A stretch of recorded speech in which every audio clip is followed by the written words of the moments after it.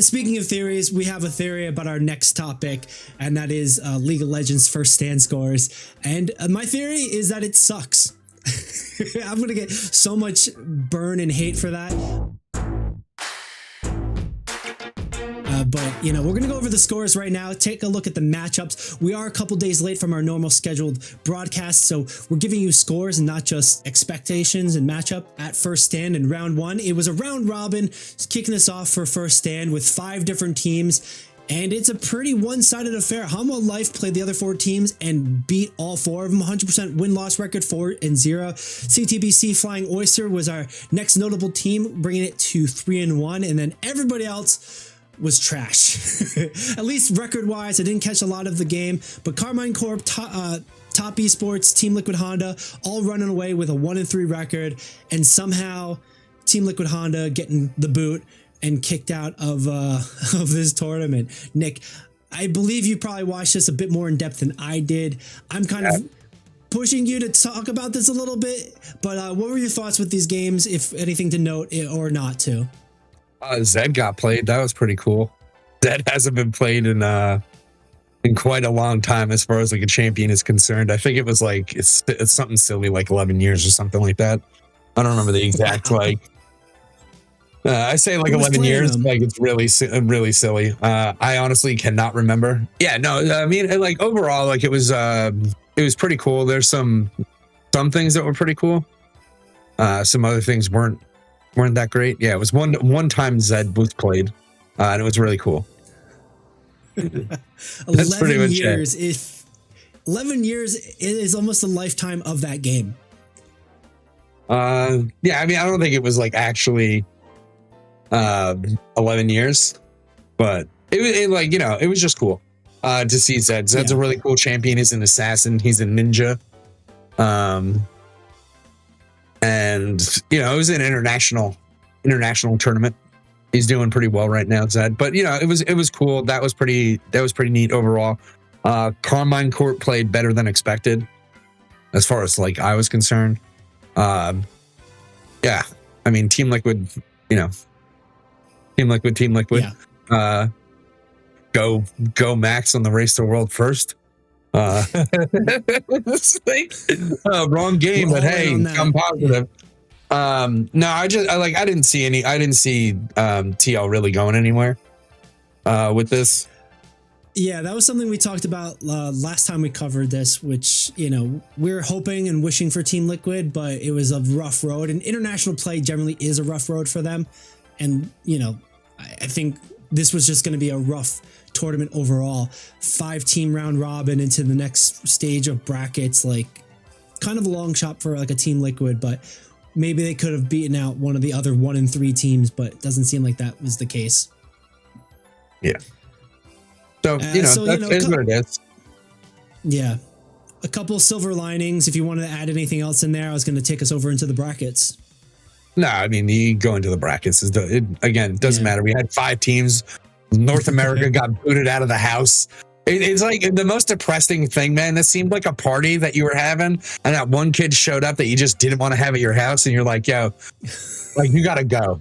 Like, it was like, we'll let him have a couple drinks. We'll let him chill, talk to a couple people, and then after that, you got to go, dude. The night's over for you. And that's what happened to Team Liquid. Pretty small party, pretty quiet affair, very intimate little get together, and like having that weirdo show up like that, you know, makes it all the more weirder. But the brackets here moving forward for round 2 in the semifinals, we have Hanwha Life playing Top Esports and CTBC Flying Oyster playing Carmine Corp. If the records are any sort of indicator of what to expect, Hanwha is going to take it over Top, and then CTBC is going to take it over Carmine. Though you did say Carmine was playing pretty well for this tournament, for their matchups, despite the 1-3 record. Do you see any sort of different predictions happening this weekend? Not really. Like, full honesty, let me see. Who I would probably... It's going to be like Hanwha Life. Like, real talk. Like, Hanwha Life and Tess. But like, I think Hanwha Life's just going to win this whole entire thing. I don't think it's really going to be too much of a contest. But, you know, Casey won like one match against them, right? It went 1-2. Okay.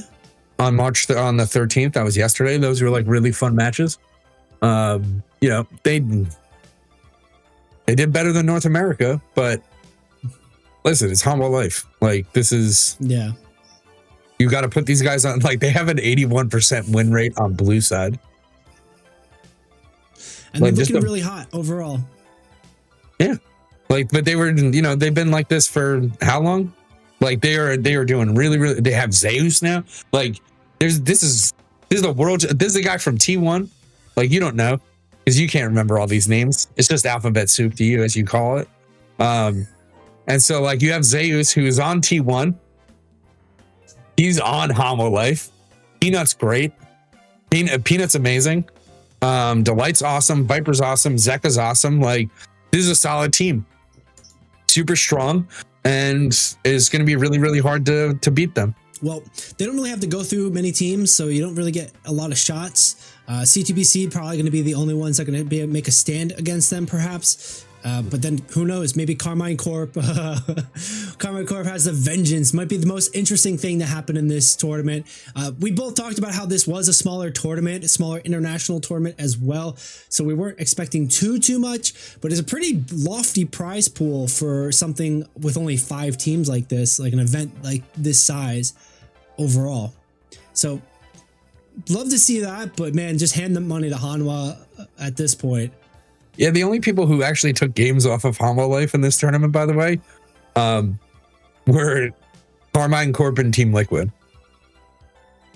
So, like, make a thought in your head that's disrespectful. Make one that's, you know, more positive about somebody. It doesn't really matter. Essentially, the worst team to go up against Homo Life did the best. So, what does that mean? Did they care? Did Homo Life care all that much? Probably not. Like, were they playing the hardest?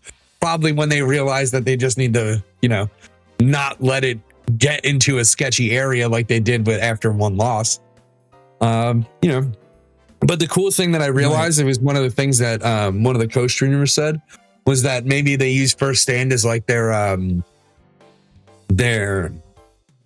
oh my god, brain's not working today. Their tinkering, yeah, their playtest area. And so maybe we might get some other things going, like other, maybe I don't know about map modes or anything like that, but we might get something unique.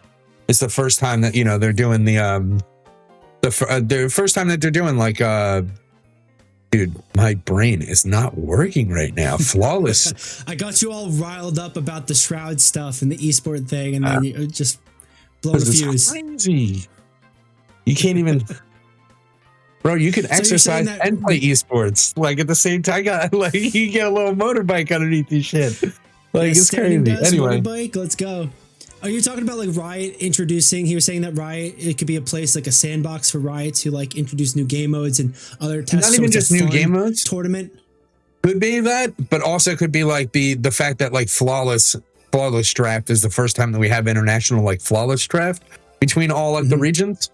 So it could be a time to like test other things like that. Maybe not flawless itself, but something in those in that vein. Gotcha. Yeah. Interesting. Maybe that's the overall point, especially when you want to give guaranteed representation like that, one to like each region essentially. Because otherwise it's always, you know, Korea is the main character. APAC, China is the main character in the League of Legends story and matchups. We'll see how that continues, but we do have another story to transition to.